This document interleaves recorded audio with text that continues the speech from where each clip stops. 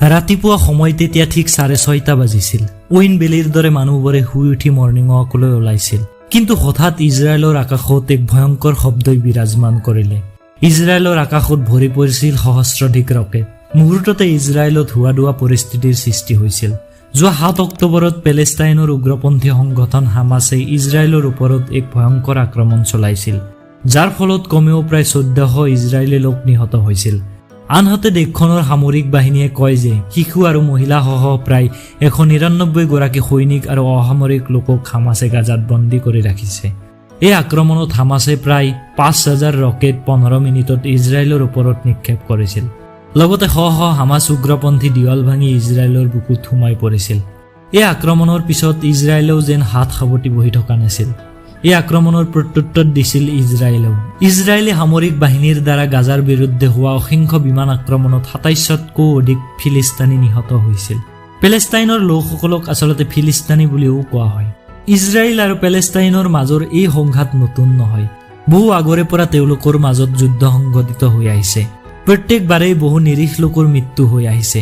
আচলতে কিহৰ বাবে এই সংঘাত হৈ আহিছে সেয়া জানিবলৈ ভিডিঅ'টো অলপ স্কিপ নকৰি সম্পূৰ্ণকৈ চাব। স্বাগতম জনাইছো আপোনালোকক পুনৰ নজনা কথাৰ অন্য এটি ভিডিঅ'লৈ। ইজৰাইল হৈছে পৃথিৱীৰ ভিতৰত এখন অন্যতম শক্তিশালী দেশ।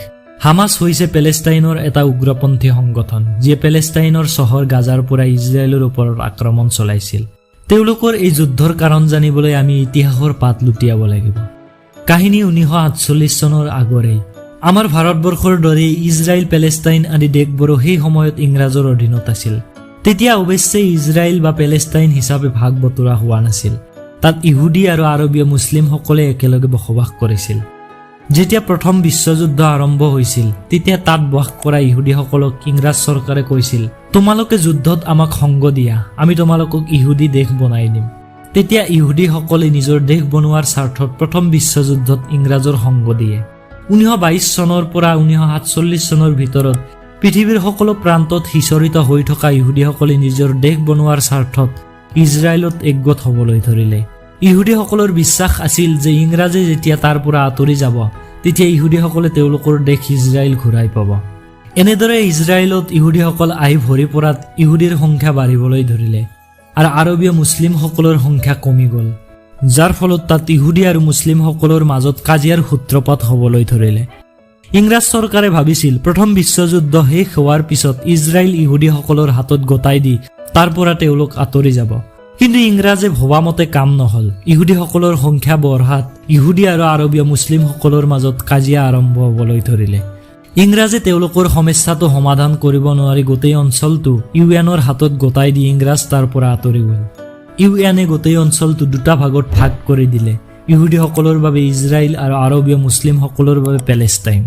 আৰু জেৰুচালেম নামৰ অঞ্চলটোত ইউএনে কণ্ট্ৰল কৰিব। তাৰ পৰত ইজৰাইল আৰু পেলেষ্টাইন দুখন দেশৰ সমান অধিকাৰ থাকিব। এই প্ৰস্তাৱত ইহুদীসকল মান্তি হ'ল যদিও আৰবীয় মুছলিমসকলে ইয়াৰ বিৰোধিতা কৰিলে। তেওঁলোকে জেৰুচালেমৰ ওপৰত অকলেই অধিকাৰ সাব্যস্ত কৰিব বিচাৰিলে, যাৰ বাবে তেওঁলোকৰ কাজিয়াৰ অন্ত নপৰিল। প্ৰথম অৱস্থাত পেলেষ্টাইন বহুত ডাঙৰ আছিল, কিন্তু তেওঁলোকৰ মাজত চলি অহা যুদ্ধৰ ফলত ইজৰাইলে আধা পেলেষ্টাইন দখল কৰি ল'লে।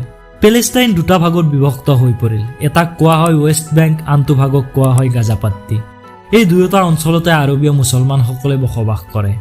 ৱেষ্ট বেংকৰ প্ৰায় 60% এতিয়াও ইজৰাইলে কণ্ট্ৰল কৰি আহিছে, বাকী 40% সেই পেলেষ্টাইনৰ হাতত আছে, যাৰ বাবে তেওঁলোকৰ মাজত সৰ্বপ্ৰথম কাজিয়াৰ সূত্ৰপাত হৈছিল। সেয়া হৈছে জেৰুচালেম, যি বৰ্তমান সময়ত ইজৰাইলৰ ৰাজধানী। কিন্তু পেলেষ্টাইনৰ লোকসকলে এতিয়াও দাবী কৰে যে জেৰুচালেম তেওঁলোকৰ হে অংশ। ইজৰাইলে পেলেষ্টাইনৰ এই দাবী কেতিয়াও মানি নলয়। আচলতে জেৰুচালেম হৈছে খ্ৰীষ্টান, ইহুদী আৰু মুছলিম তিনিওটা ধৰ্মৰ বাবে বিখ্যাত এটা অঞ্চল। মুছলমান ধৰ্মৰ লোকসকলৰ বাবে তাত পবিত্ৰ স্থান অল-আকছা মছজিদ আছে। মুছলমান ধৰ্মৰ পবিত্ৰ স্থান মক্কাৰ পিছতে অল-আকছা মছজিদৰ নাম লোৱা হয়। এই অল-আকছা মছজিদ জেৰুচালেমতেই অৱস্থিত। খ্ৰীষ্টিয়ানসকলৰ বাবে জেৰুচালেম এক পবিত্ৰ স্থান, কিয়নো যীশুখ্ৰীষ্টই সৰ্বপ্ৰথম এই অঞ্চলতেই ধৰ্ম প্ৰচাৰ কৰিছিল। অৱশেষত এই ঠাইতেই যীশুখ্ৰীষ্টক মৃত্যুদণ্ডেৰে দণ্ডিত কৰা হৈছিল, যাৰ বাবে খ্ৰীষ্টানসকলে জেৰুচালেমক এক পবিত্ৰ স্থান মানি আহিছে। আৰু ইহুদীসকলৰ বাবে তেওঁলোকৰ সকলোতকৈ সৰ্বপ্ৰথম মন্দিৰ জেৰুচালেমত স্থাপন কৰা হৈছিল, যাৰ নাম আছিল টেম্পল মাউণ্ট। কিন্তু বৰ্তমান সময়ত তাত কোনো মন্দিৰ নাই যদিও ইহুদীসকলে জেৰুজালেমক পবিত্ৰ স্থান গণ্য কৰি আহিছে।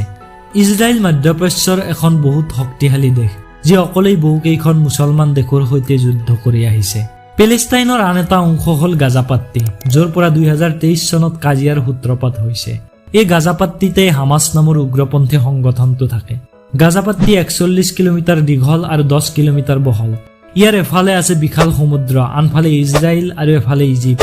এই গাজাপাট্টি যদিও বা পেলেষ্টাইনৰ, কিন্তু ইয়াৰ ওপৰত ইজৰাইলে অধিকাৰ সাব্যস্ত কৰি আহিছে। গাজাপাট্টিৰ পানী, বিদ্যুৎ, খাদ্য সামগ্ৰী সকলোবোৰ ইজৰাইলৰ কণ্ট্ৰলতেই হয়। আনকি গাজাপাট্টিত জন্ম হোৱা প্ৰতিজন কেঁচুৱাৰ নাম পঞ্জীয়ন কৰিব লাগে ইজৰাইলৰ হাতত।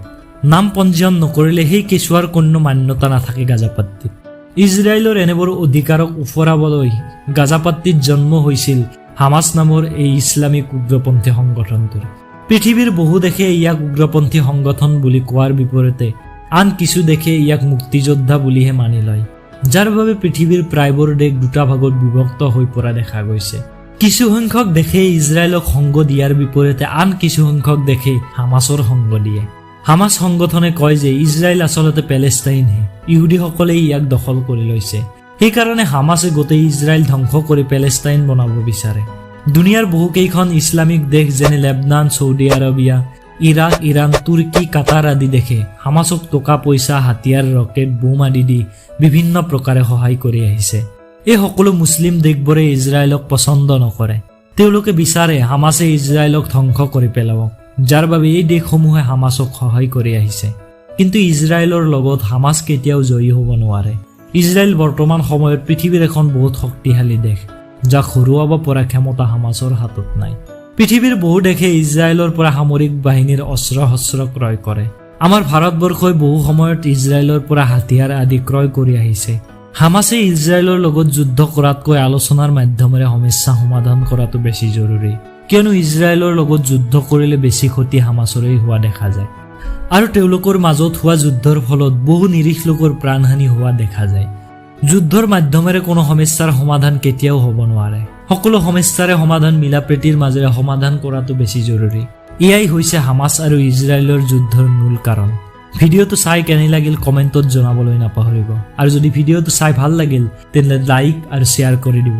ধন্যবাদ।